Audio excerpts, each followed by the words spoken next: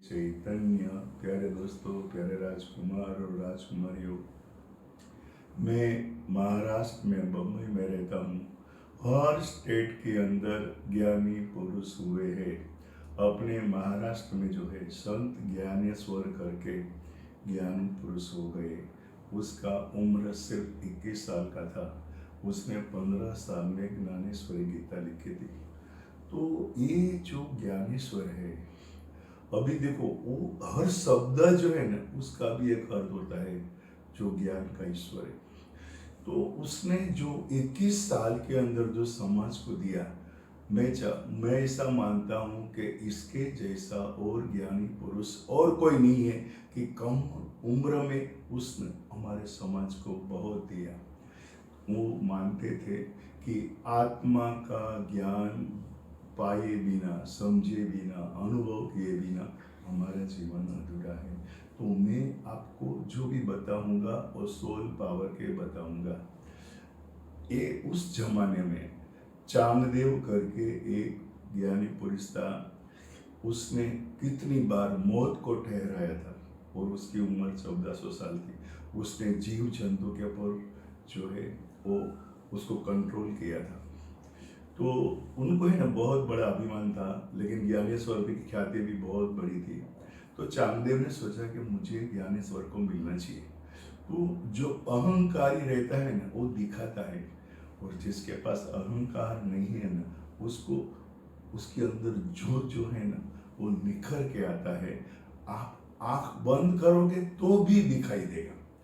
तो उन्होंने उनको मिलने के लिए एक चिट्ठी लिखी कि मैं संत ज्ञानेश्वर को मिलने को आता हूँ। लेकिन हेडिंग में क्या लिखे, उसकी 1400 साल की उम्र है और ज्ञानेश्वर है उसकी 15 साल की उम्र है। वो चिरंजीव भी नहीं लिख सकता है, और वो 1400 साल था और ये 15 साल का था, उसको आदरणीय भी नहीं लिख सकते हैं। तो उसने क्या किया, उसने एक कोरा कागज भेज दिया। ज्ञानी की बात ज्ञानी समझते हैं। जो ज्ञानेश्वर की एक बहन थी उसका नाम मुक्ताबाई था। बहुत वो भी जो है, ये जो मैं बोल रहा हूँ पूर्व के संस्कार थे, और उसके माता पिता भी बहुत ही ज्ञानी थे। तो उसका जो माहौल पूरा था, वो पूरा माहौल जो है उसका पूर्व जन्म के संस्कार थे, माँ बाप के संस्कार थे, और उसका समाज अलग था, उसका भी संस्कार थे। तो मुक्ताबाई ने उसको लेटर में लिख के दिया कि तू 14 साल का हुआ लेकिन तू कोरा का कोरा ही रहा। तो एक बार तो चाल देव जो है उसको झटका लग गया, उसकी अहंकार को चोट लग गई। लेकिन उसने सोचा इसको मिलना तो है, लेकिन अहंकार है वो जल्दी पीछा नहीं छोड़ता है। उसने अपने उसके पास जो है ना जीव जंतु को उसने कंट्रोल किया था। तो उसने एक बड़ा शेर उत्पन्न किया और उनके ऊपर एक अजगर की चाबुक बनाई, और वो ज्ञानेश्वर को मिलने के निकले। हवा में उड़ते वो जा रहे हैं। जब वो ज्ञानेश्वर के नजीक आए, ज्ञानेश्वर का ओरा बहुत बड़ा था। तो उनको मालूम पड़ गया कि ये बुढ़ा है ना, उसके अंदर अहंकार होते, उसका अहंकार को तोड़ना था। तो वो जो चबूतरा पर बैठे थे, जो वहाँ सुबह उठ के दातुन करते थे, तो वो उनके दो भाई थे। तो वो चारों लोग, मुक्ताबाई ज्ञानेश्वर दोनों भाई, वो दोनों चबूतरा को, ज्ञानेश्वर ने चबूतरा को बोला कि चबूतरा आज हमें ज्ञानेश्वर का जो अहंकार है उसको तोड़ना है। तो चबूतरा ने चलना चालू किया। तो वो चलते वो बोला कि देखो ये चांगदेव आ रहे हैं, इतनी उम्र है, तो उसको स्वागत करने के लिए कि हमको जाना चाहिए। तो ये लोग चबूतरा कर बैठे, चारों लोग गए। जब चांगदेव ने देखा उसका अहंकार टूट गया और वो ज्ञानेश्वर के चरणों में गिर गया। मेरे प्यारे दोस्तों, ये जो मैं आपको बता रहा हूँ, एक जो एनर्जी है ना वो स्वार्थी एनर्जी है, दूसरी एनर्जी है वो निस्वार्थ एनर्जी है।